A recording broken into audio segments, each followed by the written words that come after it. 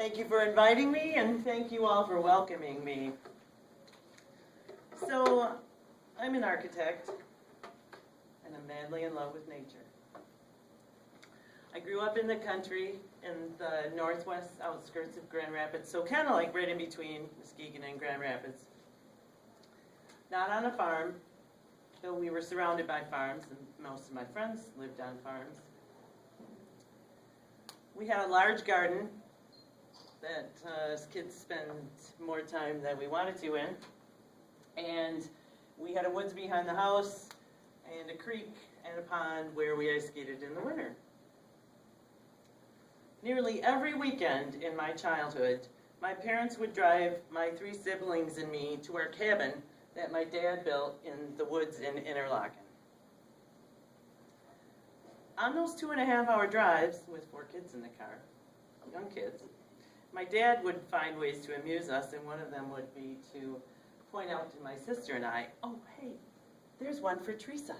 He'd point out these old falling down houses or old stone barns and say, oh, or that one's for Denise. So I would just imagine rescuing those old buildings from melting into the earth and making them into something fabulous again.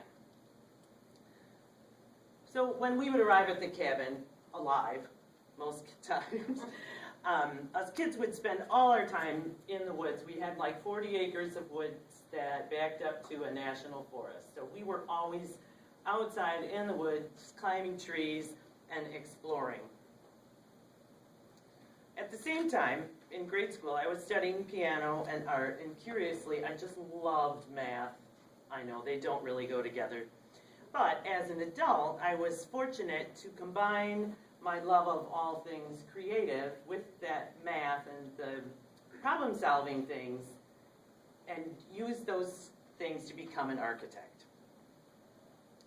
So now, after over 20 years as an architect, I'm truly bringing my first love, nature, into that mix.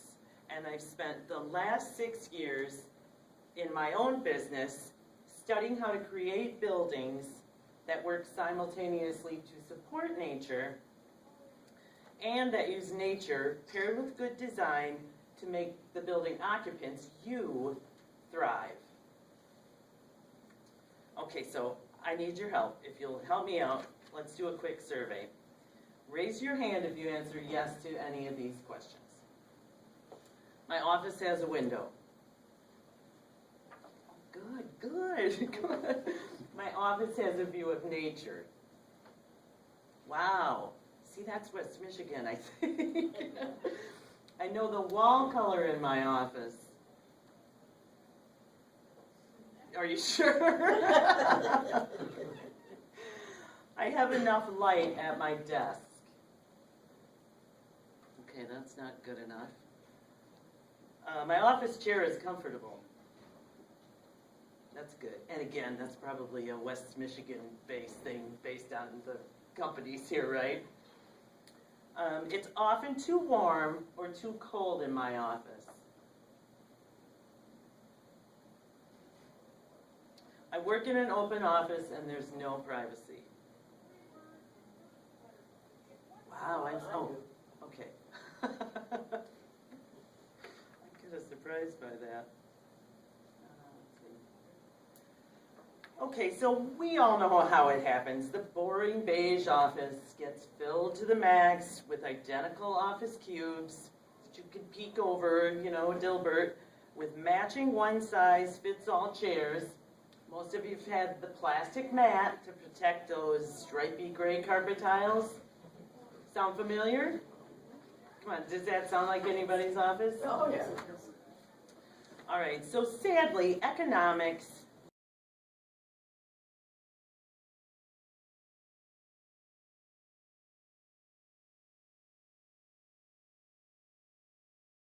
get shortchanged and sentenced to spending long days in a drab, uncomfortable, and uninspiring space.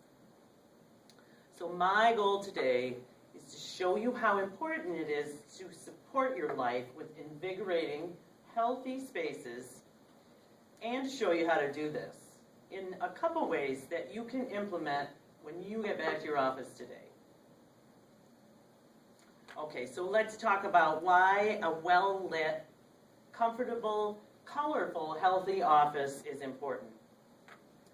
First of all, for me, there are 5 basic needs that must be met. And those are good indoor air quality, a comfortable temperature, proper lighting, spatial comfort, and supportive furniture. All right, so let's tackle each one of those to learn their importance. Starting off with good indoor air quality. Do you remember in the mid-1980s, the World Health Organization coined the term sick building syndrome? Well, sick building syndrome was caused by the chemical contents of building materials, carpet, drywall compound, furniture, and fabrics. And it was often in combination with poor ventilation and outdoor contaminant sources, say windows next to parking lots, so fumes are coming in from cars. Well, building owners, because of that awareness, began to take steps to reduce building contaminants and increase the fresh air in buildings. And now, with new sustainable building guidelines, and manufacturers are creating better, healthier products, creating good indoor air quality is much easier to achieve than it was in the 80s, which, that's almost 30 years. Though that doesn't necessarily mean that achieving good indoor air quality is always a goal. So that's one of my passions, is to ensure that at a minimum we have quality air in our offices. There's a printer in town, in Grand Rapids, that several years ago I went to explore them, having them print some things for me, and the front section of their building were the offices, and then beyond was the print room. I couldn't breathe. It was so bad, and I thought, this was just a few years ago, and so if they haven't improved, and it appeared that many of the people working there had been there for years, so I'm certain they will have negative health effects from working in that environment with that terrible air quality coming from the chemicals used in the print shop. So, that's a really bad scenario, but we need to be mindful of what we're breathing in. Okay, so what are the benefits of healthy indoor air? Well, of course, good indoor air quality contributes to our overall comfort and good health. Now, studies show that improved air quality reduced asthma and other respiratory illnesses, and it can actually improve employee productivity from 5 to 10%. So just think, if you're breathing fresh, clean air, you're more comfortable, you can work better. And that's been proven in studies. So indoor air quality is really a topic, it's a week-long topic to study to learn how to achieve. But I have a few key things that you can do quite easily. One is change the cleaners that you use in your office to non-toxic cleaners, which are readily available now. There shouldn't be anything like bleach or ammonia or cleaners that your office may have been using 10 years ago. The natural non-toxic cleaners are available now. So that's a no-brainer. Just do it. Separate your equipment, such as copiers and the copy supplies. Put them in a separate room away from employees. I know that's a little bit more difficult, but if at all possible, do that. There are fumes coming from the chemicals in the printers that employees are breathing. And those should also be separated from your heating, ventilating, air conditioning equipment. You don't want those supplies or that equipment next to the HVAC equipment and getting in your ductwork and spreading those things throughout your building. Let's see. Establish guidelines on fragrances used by employees. Now, this sounds really silly, like you're not going to tell someone she can't wear perfume and I can't wear cologne. However, the Centers for Disease Control has incredibly strict guidelines on what employees can wear in their offices. And I can share links to that information with you if you'd like afterwards, let me know. But that's one, again, that I think is super easy. Have you ever been out like to a movie and someone sitting next to you has so much fragrance on? It's stifling. I don't consider myself overly sensitive, but when you get an office full of people and all those fragrances are combating and you're breathing those in, if they're not natural, they're chemicals. So that's, to me, a really easy way to eliminate a lot of bad things from the air. And then maintain your HVAC system and change those filters regularly. You know, you should, if you have a large facility, you probably have a program of maintenance. If you have a small facility, at least once a year, have your system checked by a qualified contractor and change those filters monthly. You know, that has an enormous impact on the quality of the air that's passing through the system, whether heating or air conditioning. So those are a few guidelines to help you create healthy indoor air quality. Okay, let's talk about temperature. For me, and I know many of my female colleagues will agree, the offices I've worked in are generally cold year-round. Summer, winter, it doesn't matter. How many of you have space heaters under your desk? Or a sweater on the back of your chair? So it sounds like you're the only one who's in a larger office. Is that true? I'm in I have a door and everything. I'm in an office with one other person. But you can't control your temperature, right? So clearly, comfortable workers are happier and focused on the tasks at hand. You know how difficult it is to focus if you're too cold or you're too warm. You're just uncomfortable and your attention span is not there. One study by Cornell University showed that chilly workers actually make more errors.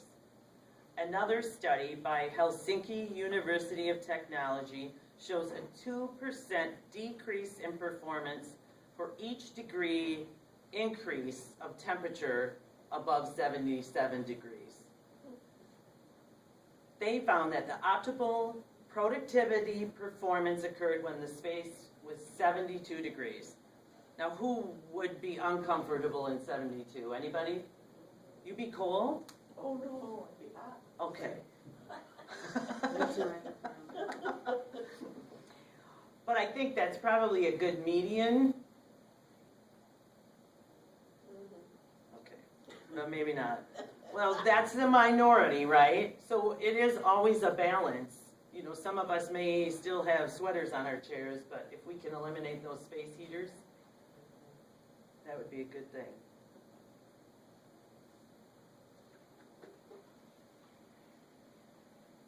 Okay, so then office lighting is another incredibly complex topic. And there have been extensive studies on different types of lighting, from suspended, we've got track over here, to recessed, indirect uplights, then fluorescent or incandescent, lamp temperature, whether the lamp is warm or cool, and how all of these things affect workers. Now, the results of these lighting studies are, again, a presentation all on their own, yet the key finding is that poor lighting causes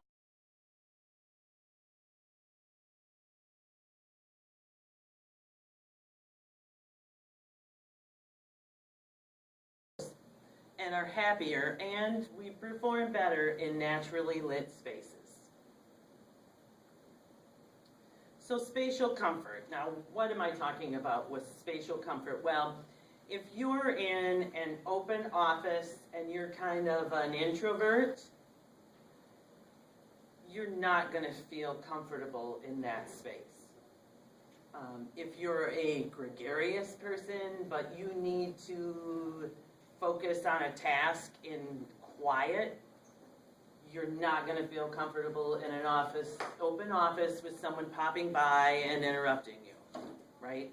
I mean, open offices have recently become under attack for all these different reasons, and companies really need to provide a palette of office types and spaces so that, I may be outgoing, but I need to get something done, so maybe there's a private space for me to go work, or go make a phone call. Have you worked in an office where you couldn't make a private phone call, and you had to go outside because it was just an open office and there was nowhere to go? So offices really need to have a variety of spaces for personality types and different tasks and work needs.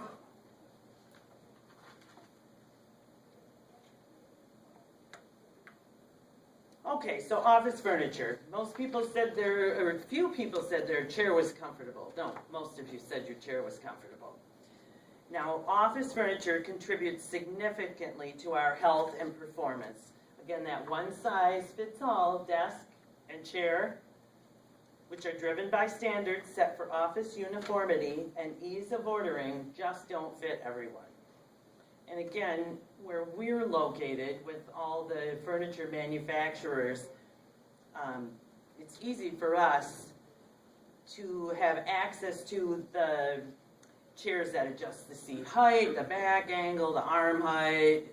You can move the arms in and out. I mean, the furniture companies have done their part.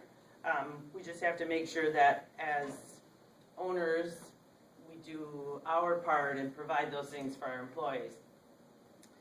They also have desks that you adjust in height. You can stand up at your desk, which is great in terms of health benefits for those of us who spend most of our time at a desk. So I think this is one of my 5 basic needs. You absolutely have to have a chair and a desk that fit your body and the type of work that you're doing. So again, those 5 things: good indoor air quality, comfortable temperature, proper lighting, spatial comfort, supportive, flexible furniture are to me the basics and the essentials of a work environment. Now, if those basic needs are not met, negative emotions are created that impede our thought patterns and our ability to act and accomplish our goals. On the other hand, if our basic needs are met and positive emotions are created through other methods, such as design, the positive emotions help us be more creative,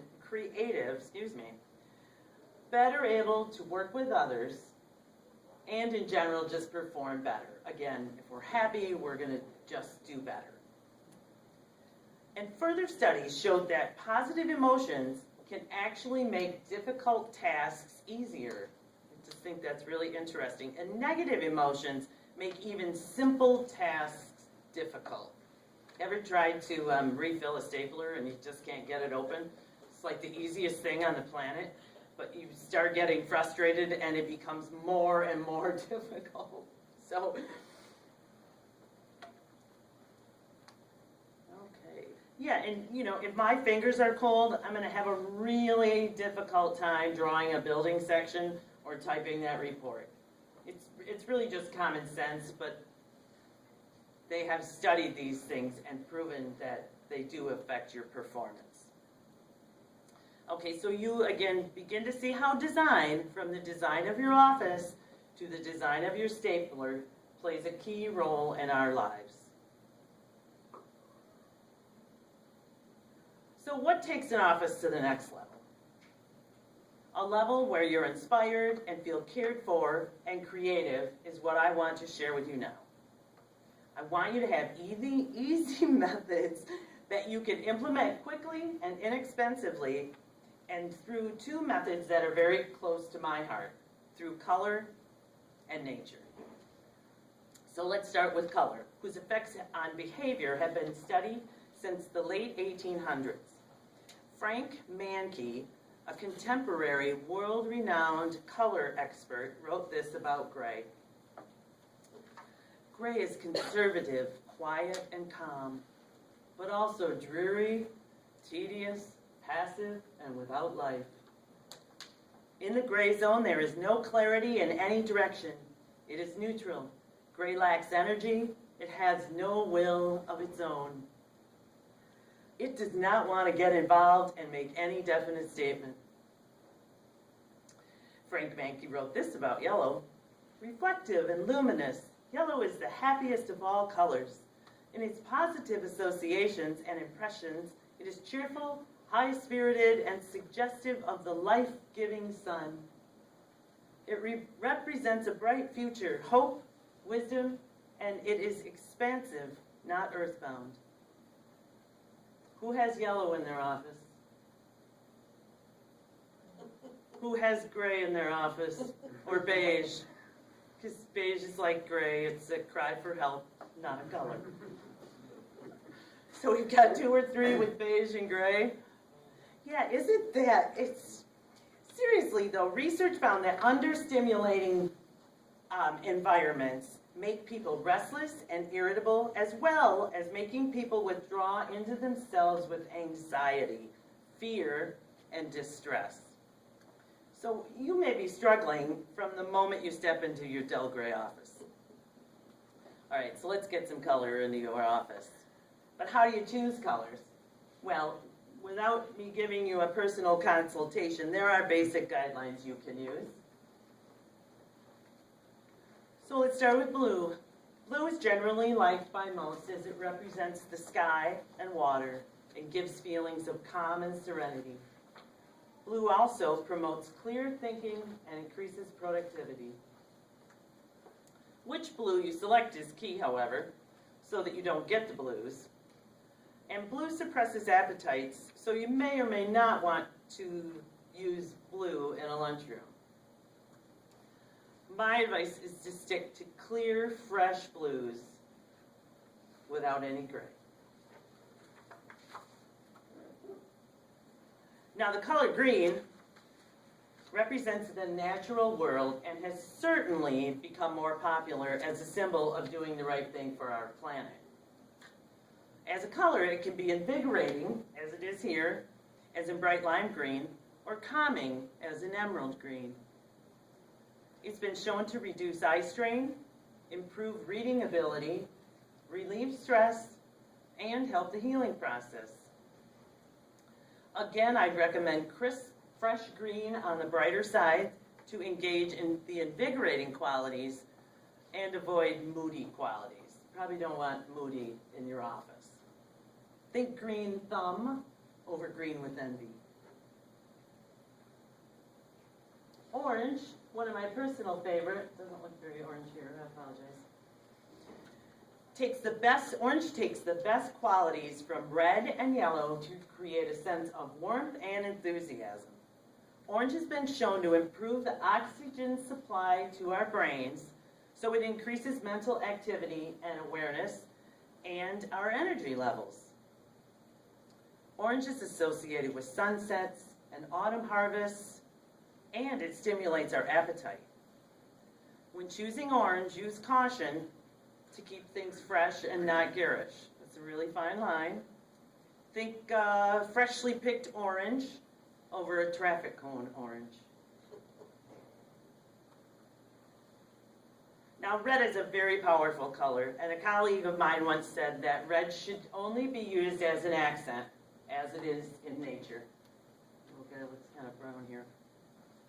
I agree with her. Red evokes very strong emotions, and it should be used sparingly, if at all, in offices. Red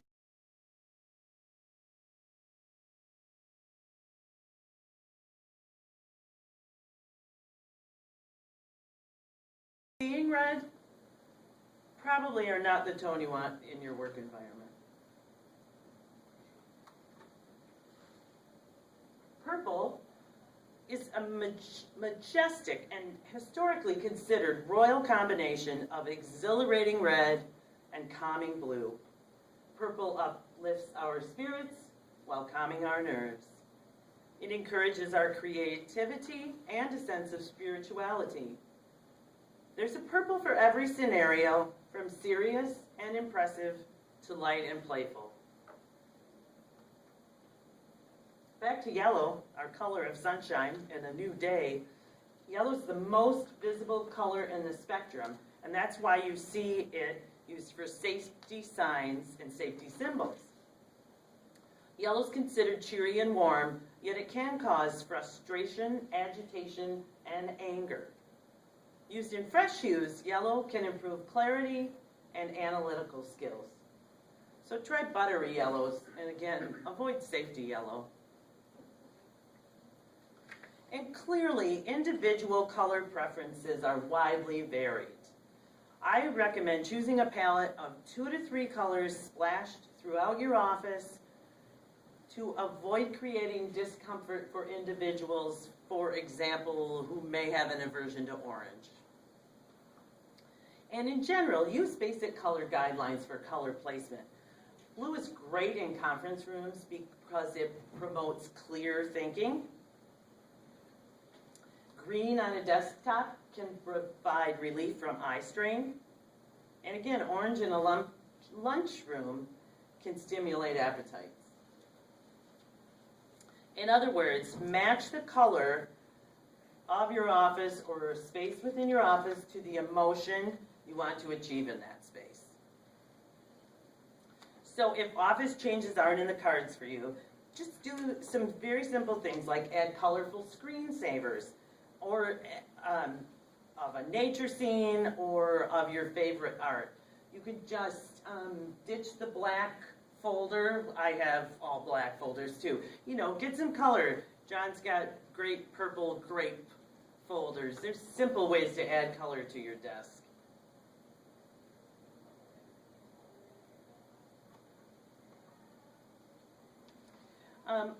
Of course, if you aren't renovating or starting fresh, you'll use a palette that works with your company's brand and represents the work that you do. I created this colorful yet sophisticated palette for the offices of an information security company owned by really young executives, and they do the information security for credit unions. But they're very young.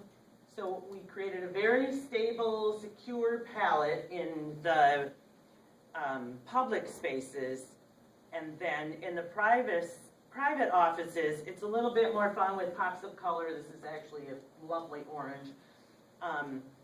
So those public spaces conveyed their expertise and their stability, while the private spaces are a little bit more fun and energizing for the young owners and employees.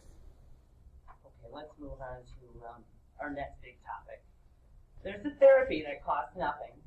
It's readily available here in West Michigan. It improves your overall well-being and your cognitive functioning. Anyone? It's nature. Oh, sorry, Josh. That's right. It's nature. So let's look at the benefits of nature and how you can bring them into your office. You know, until only recently in our overall history, humans have been in tune with nature and living with nature. And we may have moved indoors, but we haven't lost our inherent need to be close to nature and active in nature. And numerous studies, including studies performed at the University of Michigan, show that nature is restorative and healing and can improve our health and then our attention and productivity. And quoting from a nature study, or study here on the effects of nature. In sum, we have shown that simple and brief interactions with nature can produce marked increases in cognitive control. to consider the availability of nature as merely an amenity fails to recognize the vital importance of nature in effective cognitive functioning. Now, don't go back and tell your boss, I gotta go for a walk. Anyway, another study by the University of Illinois recently showed that having a window office delivered benefits beyond those that those employees experienced while actually in the office. They also slept better at night and were more active during the day. So how do we bring nature and daylight into your office? Well, again, assuming you're not going to relocate, bringing nature in is as simple as adding a plant to your desk. Plants increase the oxygen content and improve office aesthetics at the same time. These plants are super easy to grow, and most of them clean the air. So there's no excuse that I don't have a green thumb. And if you want this list of plants, let me know after and I'll get this to you.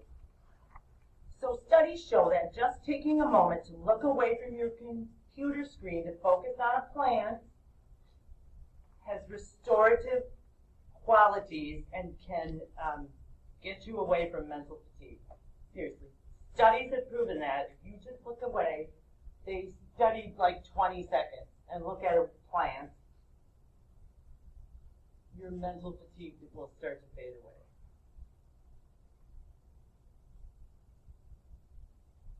Now, live walls. Who's heard of live walls?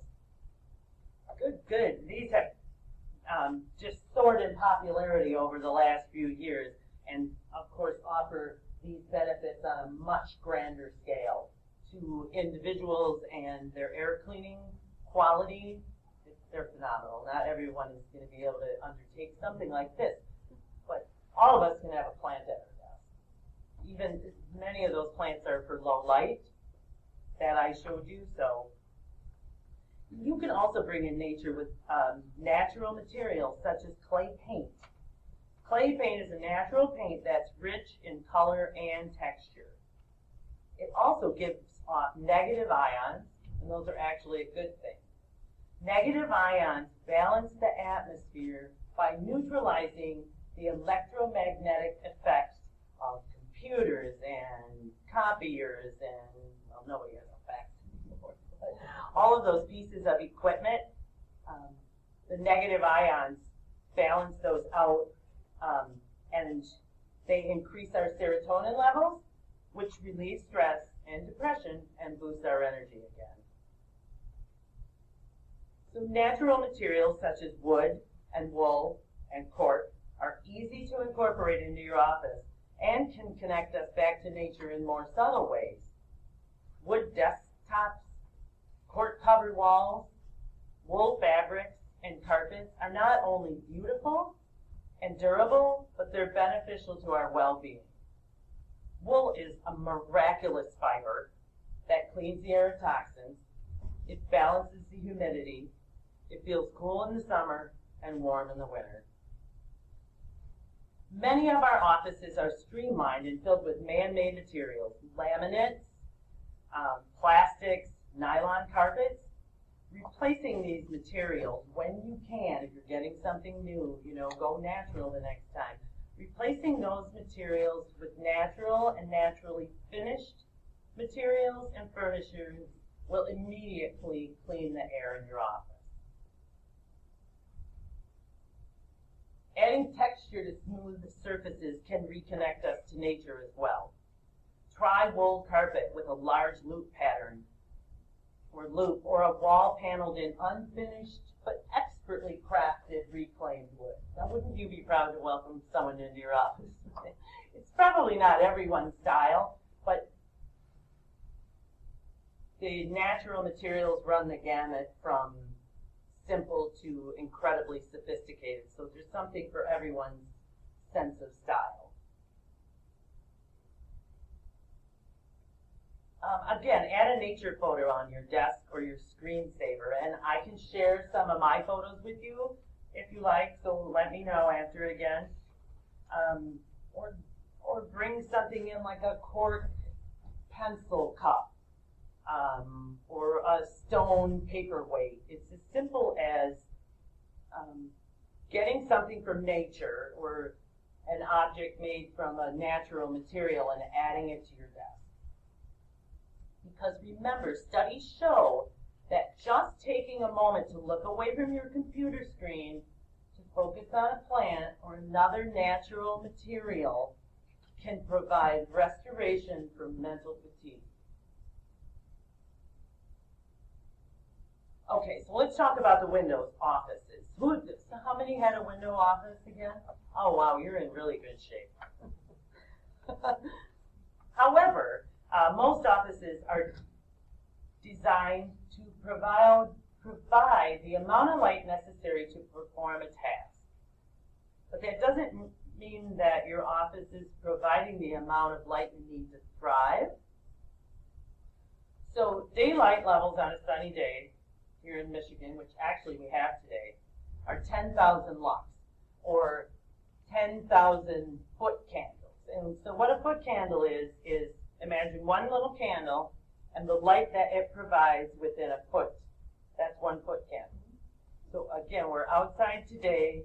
There are 10,000 foot candles. And most offices, now this is an average, provide 500 foot candles. So 500 or 10,000. There's a great disparity there, and certainly we're probably not going to get up to 10,000 even next to a window, but we need to really bump up those light levels at our desks. Probably not only for tasks, or detailed tasks, but to help us thrive. So, many of us have office systems, with little under cabinet lights. We can bump up the wattage of those lamps so that we don't have to install new fixtures. Or, get a little lamp, put some little lamps on your desk. And now with the CFLs and LEDs, it's really easy to, say you have a 60-watt lamp, you can get a much higher light output by going to a compact fluorescent. Say you put a 20-watt compact fluorescent in that 60-watt incandescent lamp, and you doubled your light output. So there are a lot of ways to do it without buying new fixtures. It's really just changing the lamp to the new technologies we have now and bumping up that light output. I think it's really important. Starting to see the sad symptoms, seasonal affective disorder with the gray days and being tucked inside an office. We really got to bump up our light levels.